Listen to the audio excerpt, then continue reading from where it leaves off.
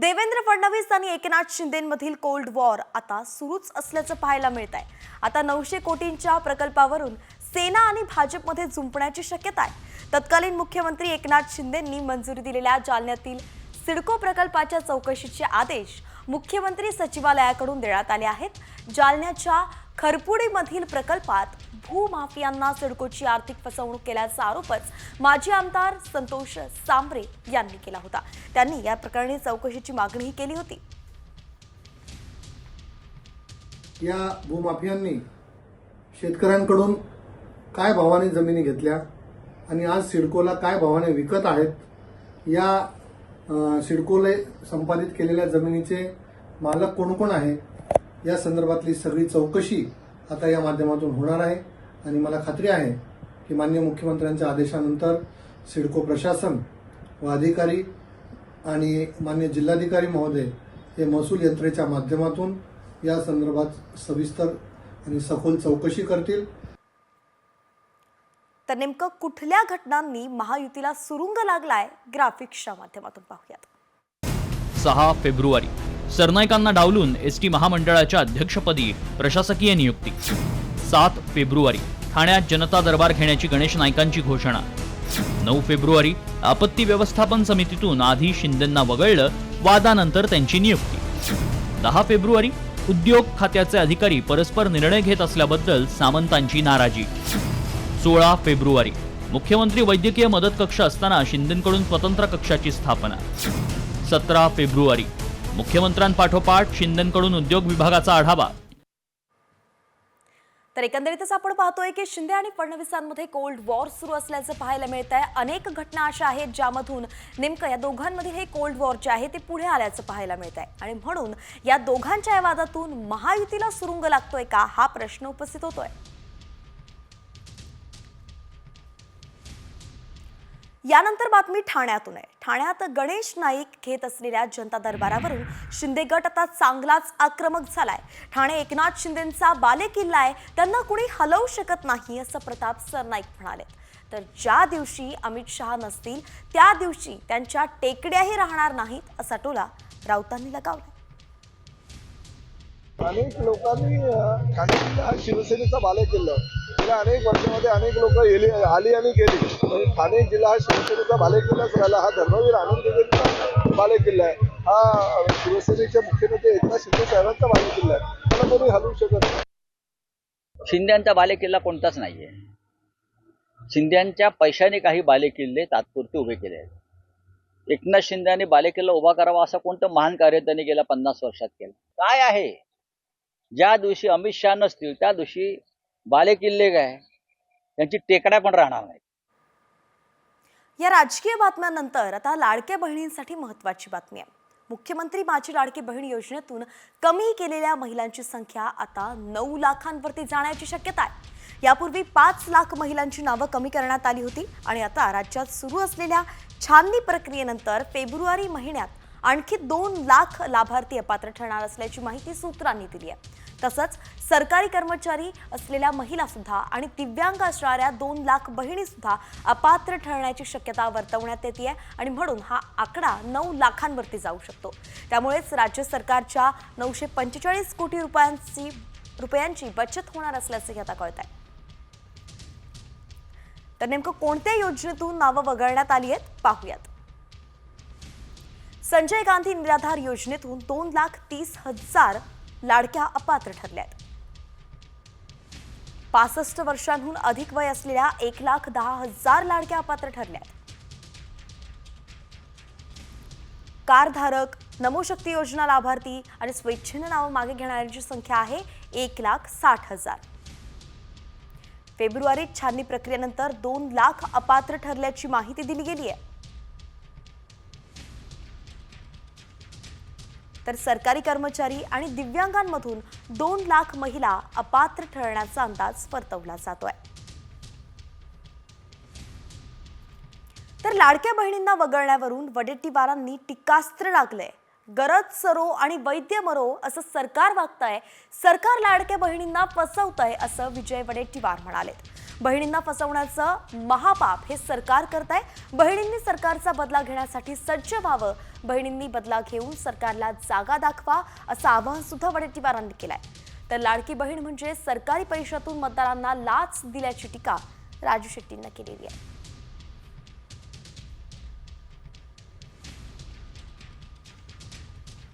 गरज सरो आणि वैद्य मरो या उक्तीप्रमाणे भाजपा आणि त्यांचं सरकार महाराष्ट्रात लाडक्या बहिणींना फसवत आहे. त्या भाबळ्या आणि बिचाऱ्या आमच्या बहिणींना फसवण्याचं पाप, महापाप या सरकारने केलेलं आहे. या नतभ्रष्ट सरकारकडून आता बहिणींनी बदला घेण्यासाठी सज्ज होण्याची वेळ आलेली आहे. ज्या पद्धतीनं यांनी तुमची फसवणूक केली, तुम्ही यांना आता बदला घेऊन यांना त्यांची जागा दाखवा, एवढंच आवाहन करण्यापाशी आता आमच्या पुढे आहे. लाडकी बहीण ही योजना म्हणजे खरं तर सरकारच्या पैशातून मतदारांना दिलेली लाच आहे आणि हे आता स्पष्ट झालेलं आहे. केवळ करदात्यांनी दिलेल्या कराच्या पैशातून मतदारांना भुलवण्यासाठी लाडक्या बहिणीच्या योजनेतून भरमसाठ अशा प्रकारचं हे जवळपास 46,000 कोटी रुपयाचं खर्च करण्याचा घाट घातला गेला. आणि आता लक्षात आलंय की आता एवढा पैसा खर्च झाला तर सगळ्या योजनांना कात्री लावायला लागते, अनेक विभागांच्या बजेटमध्ये कात्री लावावी लागते. आणि यानंतर आता आपण 36 जिल्हे 36 रिपोर्टरच्या माध्यमातून राज्यभरातील बातम्यांचा वेगवान आढावा घेऊयात. भंडाऱ्यात पासपोर्टसाठी 11,000 अर्ज प्राप्त झालेत. ऑनलाईनमुळे प्रक्रिया सुलभ झाल्यानं नागरिकांचाही पासपोर्ट बनवण्याकडे कल दिसून येतोय.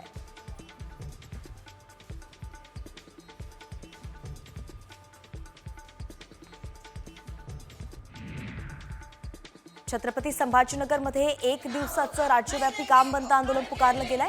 विविध प्रलंबित मागण्यांसाठी परिचारिका आक्रमक झाल्या, तर घाटी रुग्णालयातील परिचारिका काम बंद आंदोलनात सहभागी झाल्या आणि त्यामुळे परिचारिका काम बंद आंदोलनावरती असल्यामुळे रुग्णालयातील रुग्णसेवेवरती मोठा परिणाम झालाय.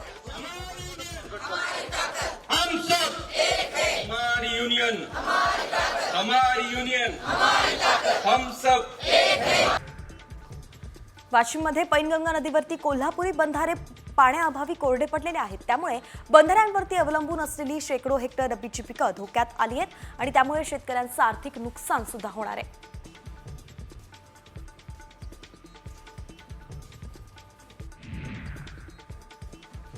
जळगावमध्ये नाफेडचं वेबसाईट पोर्टल बंद असल्यामुळे तूर खरेदीची नोंदणी खोळंबलेली आहे. शेतकरी हमीभाव खरेदी केंद्रावरती नोंदणी सुरू होण्याच्या प्रतीक्षेत आहेत, तर व्यापाऱ्यांकडून फक्त 4 ते 4,500 रुपयाचा भाव मिळतोय आणि म्हणून शेतकरी नाराज आहेत.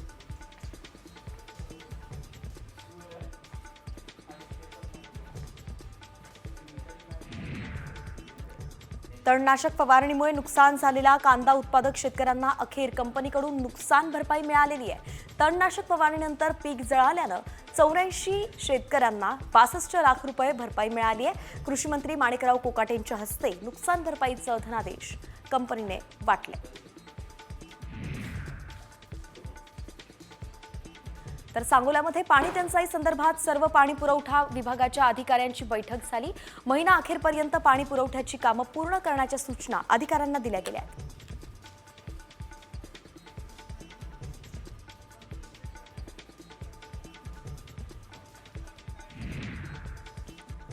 वाशिमच्या शिरपूरमध्ये श्री संत गजानन महाराज प्रकट दिनानिमित्त शोभायात्रा काढण्यात आली. यावेळी महिला पारंपरिक वेशभूषेत दिसून आल्या. त्यांनी हातात भगवे ध्वज घेऊन हरिनामाचा जयघोष केला आणि त्यामुळे वातावरण अगदी भक्तिमय झालं. तसंच शोभायात्रेमध्ये भाविक मोठ्या संख्येनं सहभागी झाले.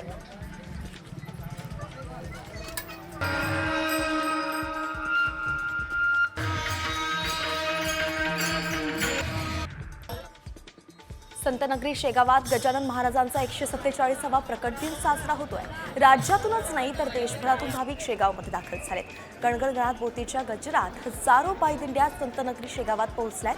टाळ मृदुंगाच्या गजरात शेगाव नगरी दुमदुमली आहे.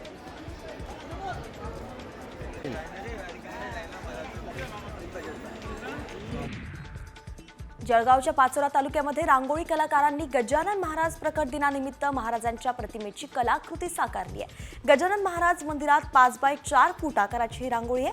3 तासांच्या परिश्रमातून ही प्रतिमा साकारण्यात आली आहे.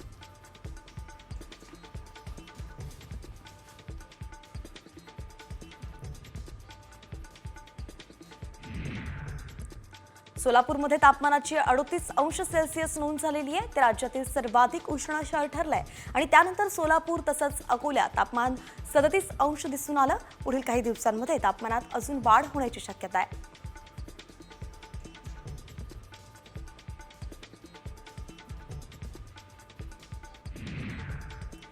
बीडच्या माजलगावमध्ये एका तरुणानं 21 सर्वधर्मीयांचे सामूहिक विवाह लावले. गेल्या 13 वर्षांपासून 594 विवाह लावण्यात आले. शिवरायांच्या विचारातून प्रेरणा घेत हा उपक्रम राबवण्यात आला.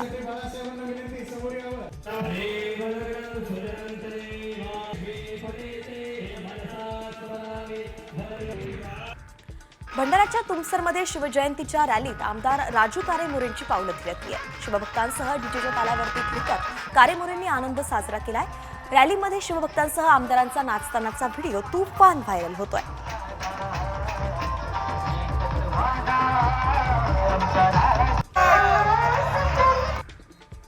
साताऱ्यात कराड तालुक्यातील चचे गावात उसाच्या शेतात बिबट्याची 4 पिल्लं आढळली आहेत. वन विभागानं पिल्लांची आणि त्यांच्या आईची भेट घडवून आणली आहे. ही पिल्लं 1.25 महिन्यांची होती.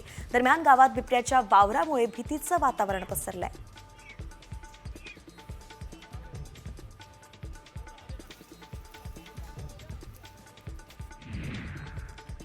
तुळजापूर ड्रग्ज प्रकरणावरून पालकमंत्री प्रताप सरनाईक यांनी पोलीस अधीक्षकांना खडसावलंय. तुळजापूर सारख्या देवस्थानच्या ठिकाणी ड्रग्जचा व्यापार होत असेल तर आरोपींना नेस्तनाबूत करा असे निर्देश देण्यात आलेत.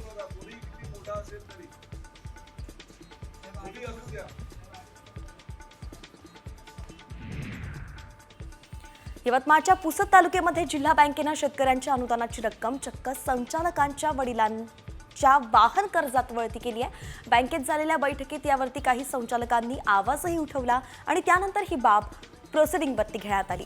रिपोर्ट प्राप्त होताच दोषींवरती गुन्हे दाखल केले जाणार आहेत.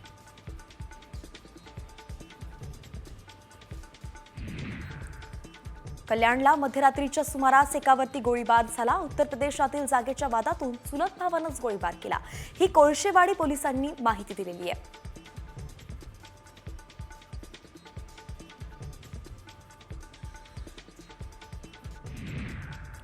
पालघरमध्ये गादी आणि सोफा बनवणाऱ्या कारखान्याला मध्यरात्री भीषण आग लागली. या आगीत कारखान्याचं मोठं नुकसान झालं. कारखान्यातील पूर्ण वस्तू जळून खाक झाल्या. सुदैवाने यात कुठलीही जीवितहानी झाली नाही. मात्र ही आग शॉर्ट सर्किटमुळे लागली असा प्राथमिक अंदाज आता वर्तवण्यात येतोय.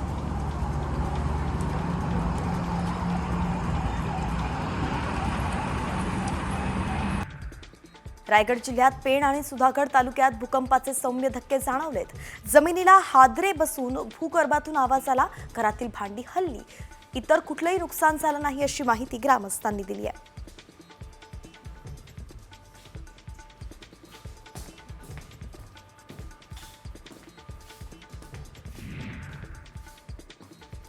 जळगावमध्ये 27 लाखांचं बायोडिझेल पोलिसांनी जप्त केलेलं आहे. अवैधपणे बायोडिझेलची वाहतूक करणाऱ्या 2 टँकरवरती पोलिसांनी कारवाई केलेली आहे आणि या संदर्भात MIDC पोलीस ठाण्यात टँकर मालकांवरती गुन्हा दाखल झालाय.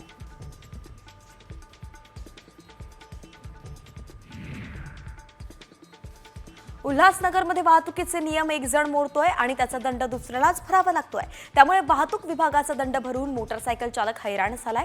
मात्र त्याच्या तक्रारीकडे वाहतूक पोलीस दुर्लक्ष करतायत.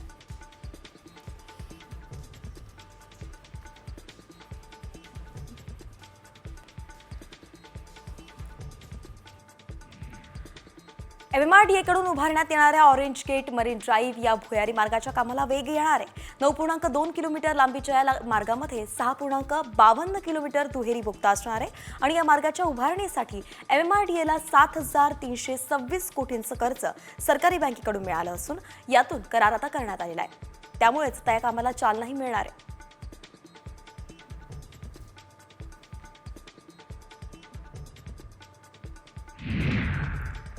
पुण्यात 758 अंगणवाडी सेविका आणि मदतनीसांची भरती केली जाणार आहे. त्याची प्रक्रिया जिल्हा परिषदेकडून सुरू केली आहे. या पदासाठी शैक्षणिक पात्रता 12वी उत्तीर्ण अशी असेल आणि येत्या 31 मार्चपर्यंत ही प्रक्रिया पूर्ण केली जाईल.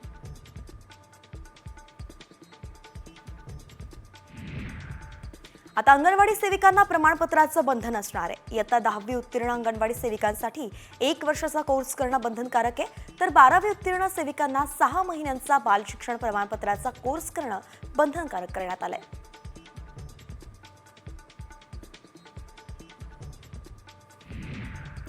रेल्वे स्टेशनवरती थुंकणाऱ्यांना यापुढे चपराक बसणार आहे, कारण पश्चिम रेल्वे प्रशासनानं या संदर्भात मोठा निर्णय घेतलाय.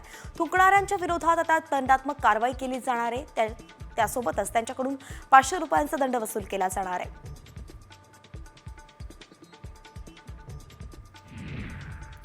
पश्चिम रेल्वेच्या मालाड स्थानकातील प्रवाशांची गर्दी कमी करण्यासाठी पोलादी फलाट मार्चमध्ये खुला केला जाणार आहे. या नव्या फलाटामुळे प्रवाशांना विरारच्या दिशेने जाणाऱ्या धीम्या लोकलमध्ये दोन्ही बाजूंनी प्रवेश करता येणार आहे. गोरेगाव ते कांदिवली दरम्यान 6व्या मार्गिकेसाठी नवीन मार्गिका तयार करण्यात आली आहे.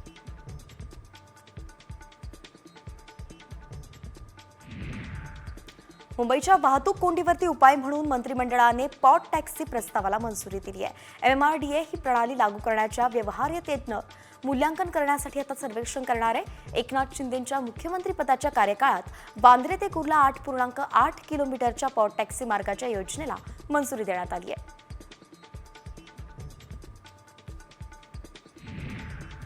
नवी मुंबईतील कोपरखैरणेत बार चालकाला स्थानिक गावगुंडांकडून बेदम मारहाण करण्यात आली आहे. बार मालक आणि आरोपींमध्ये बिलाचे पैसे देण्यावरून वादाची खिळगी पडली होती आणि याच प्रकरणी पोलिसांत 4 जणांवरती गुन्हा दाखल करण्यात आलाय. तसंच ही सगळी घटना CCTV मध्ये कैद झाली आहे.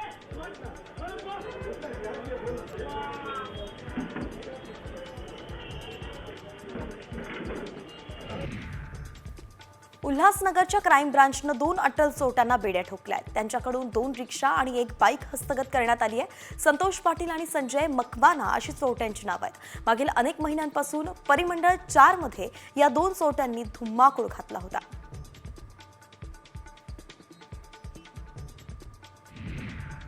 राज्यात GBSच्या आणखी 2 रुग्णांचा मृत्यू झालाय. पुण्यातील ससून रुग्णालय आणि एका खासगी रुग्णालयात रुग्णाच्या मृत्यूची नोंद झाली आहे. राज्यात आतापर्यंत 11 रुग्णांचा मृत्यू झालाय.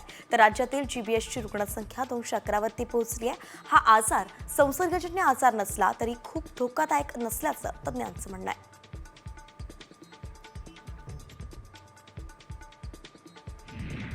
मुलांच्या आरोग्यावरती शेंगदाणा चिक्कीचा विपरीत परिणाम होत असल्यानं आता बंगळुरूतील शिक्षण खात्यानं महत्त्वाचा निर्णय घेतलाय. चिक्की वाटप बंद करण्याचे आदेशच देण्यात आले आहेत. चिक्कीमध्ये साखरेचं प्रमाण जास्त असल्यानं त्यात चरबी असते. शिवाय कालबाह्य चिक्की वाटपाचे प्रकारही समोर आल्यानं बंगळुरूत हा निर्णय घेण्यात आला.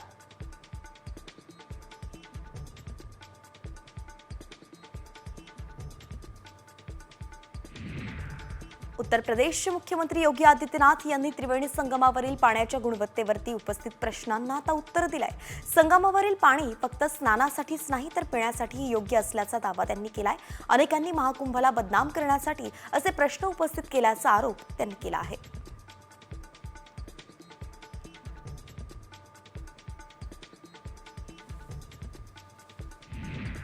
पश्चिम बंगालच्या मुख्यमंत्री ममता बॅनर्जी यांनी महाकुंभ मेळ्यावरून मुख्यमंत्री योगी आदित्यनाथांवरती निशाणा साधलाय.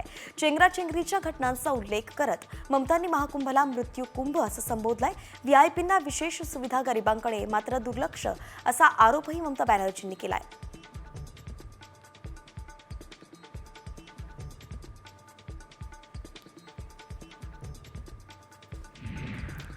आता एक महत्त्वाची बातमी. राज्यभरात आरोग्य सेविकांनी एल्गार पुकारलाय. शासनाकडे परिचारिकांच्या प्रलंबित मागण्यांकरिताच वारंवार निवेदनं देण्यात आली आहेत.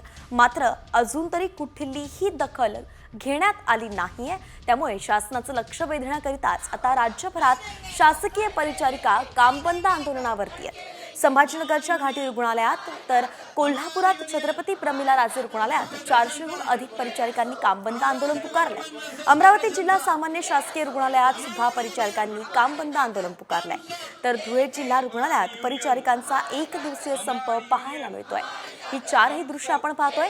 संभाजीनगर, कोल्हापूर, अमरावती आणि धुळ्यात परिचारिकांनी म्हणजेच नर्सनी आंदोलन पुकारलंय. नहीं तो तुमको देना होगा, नहीं देंगे तो लड़के लेंगे, नहीं देंगे तो लड़के लेंगे. आणि यानंतर पुन्हा एकदा वळूयात टॉप 50 कडे. उर्वरित बातम्यांचा वेगवान आढावा घेऊयात. युवकांनी व्यसनापासून दूर राहण्याचं आवाहन शिवजयंतीनिमित्त मनोज जरांगे पाटलांनी केलंय. रायगडच्या मुरुडमध्ये त्यांनी हे आवाहन केलंय. महाराष्ट्रात मराठा समाजासमोर सध्या अनेक मोठी आव्हानं आहेत. अशा वेळी तरुणांनी व्यसनापासून दूर राहून समाजाची एकी कायम ठेवा आणि संघटित होऊन आव्हानांना सामोरं जा असं आवाहन जरांगेंनी केलं.